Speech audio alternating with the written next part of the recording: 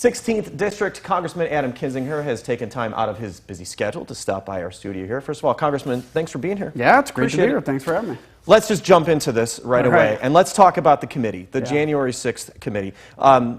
You've taken some heat for being part of this committee.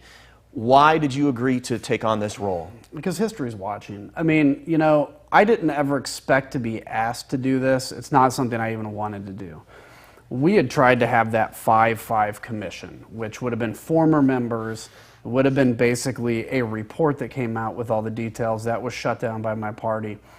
And I think you cannot, history is watching, and you cannot go forward from something as terrible as happened on January 6th, with people still spreading conspiracies about that, and think that somehow this country can survive that kind of future. And so, look, there's moments in politics where, you know, in everybody's life where you have to say, this may be damaging to the politics, it may not be what is the most exciting thing to do, but it is the right thing to do, and we have got to get to answers on this. First day of that committee's hearings, you got pretty emotional I did, a couple of times, right? Why was that? So, you know, my wife had texted me just prior to me going and mentioned, like, you know, you ought to remind these guys that, you know, they fought hard and won, in essence. And I'm like, you know, that's a great point. Because, you know, you sit there in this and you watch them, and obviously they're showing the emotional trauma of it. And I thought it was important to start reminding them, you guys won. You guys held. Democracy held that day, even as terrible of as a day of as it was. And that just caught me off guard. And, you know, from that moment, you know, I know Officer Fanone very well. I know the toll it's taken. And, you know, none of those four guys sitting there wanted to stand up and show their emotions to America, right? It's not typical for police officers. But it just caught me off guard. You've been pretty outspoken about January 6th ever since it happened. In fact, you and I talked that day through, I think it was Skype.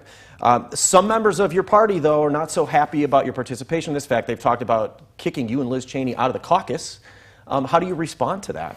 Well, look, I mean, for those that want to kick us out of Republicanism, I think it shows way more about them than it does us. Because what is our commitment right now? We're still committed to the same conservative principles we've always been, but we're also committed to the truth.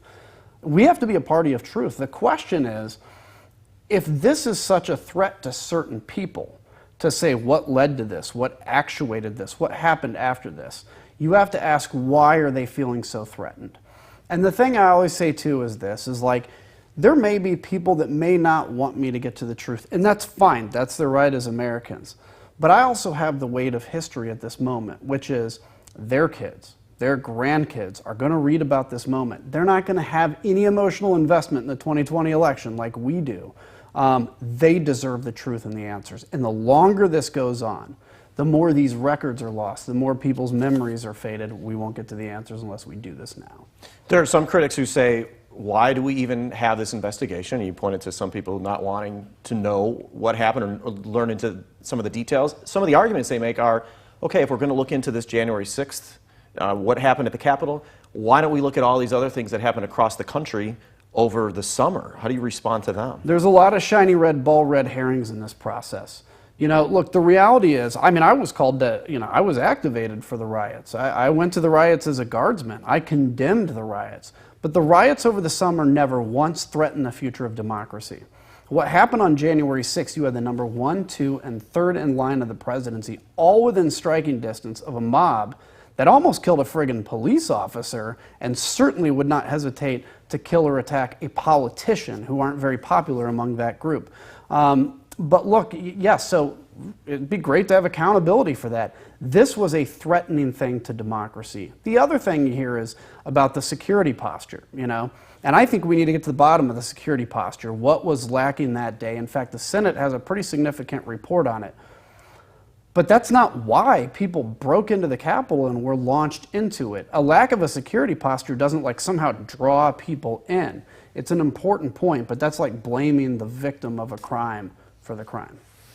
You were one of very few Republicans who voted based on what happened January 6th to impeach the president. You've received a lot of flack for that and criticism, some within your party, some from your family. Were you ever concerned, and you've kind of touched on this a little bit, were you concerned about how this might affect your political future? I mean, now you're being primaried, right? Yeah. I mean, look, you know, is it concerning? I mean, obviously, I know it's going to make primaries much more involved and tough.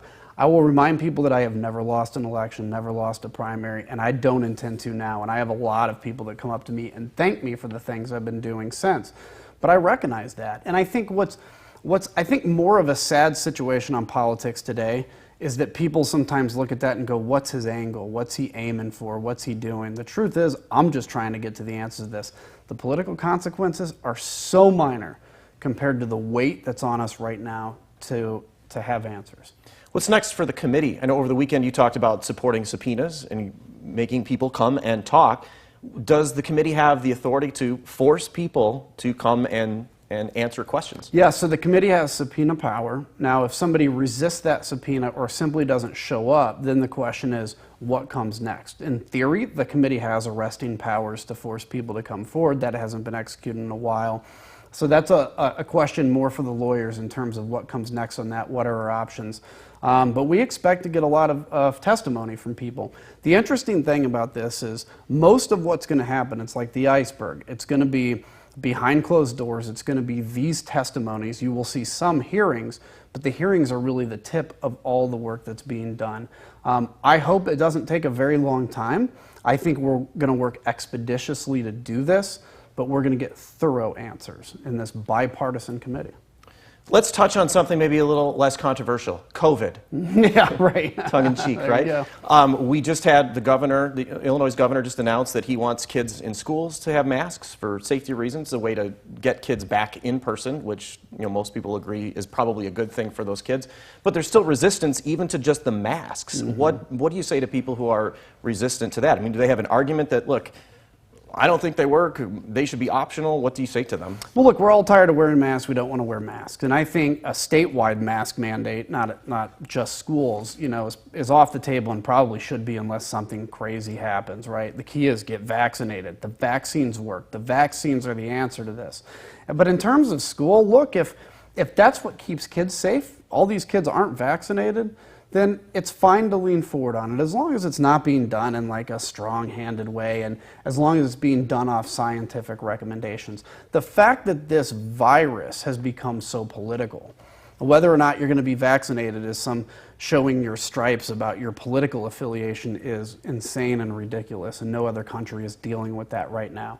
We have to be in this together. We have to quit seeing the other side of the political aisle as the ultimate enemy, and for one moment as a country come together and beat this virus. When it comes to the vaccine, a lot of people have what you could argue are valid reasons to not get it, whether it's safety concerns or just, I already had it, I don't need it. What do you say to someone who's really hesitant to get the shots? Well, I would encourage them to talk to the doctor, look at the science.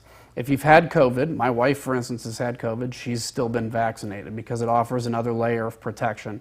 If there are legitimate concerns, I understand it. There's a lot of research out there that can counter the concerns, and I think the problem comes is when legitimate science is countered by some conspiracy theory on Facebook from Aunt Jane or whatever, and that's where you have real problems. There's no microchip in this thing. It doesn't change your DNA, and it really does protect you against a virus that is very real. Keep in mind, when this started, there were people saying that COVID wasn't even real. We know it's real now.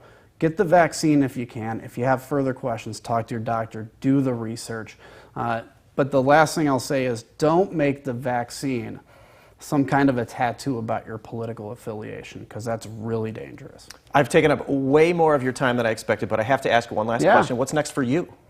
We'll see. I'm focused right now on this commission, this committee. I'm focused on advocating for nuclear power in the district.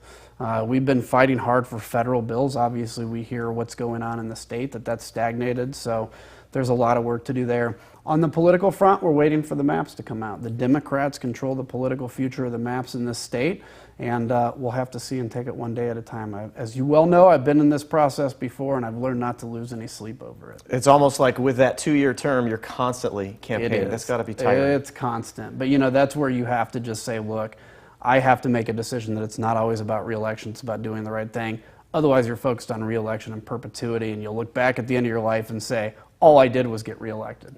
Congressman Adam Kinzinger, thanks for spending some time. Yeah, of course. It's always a pleasure. You bet.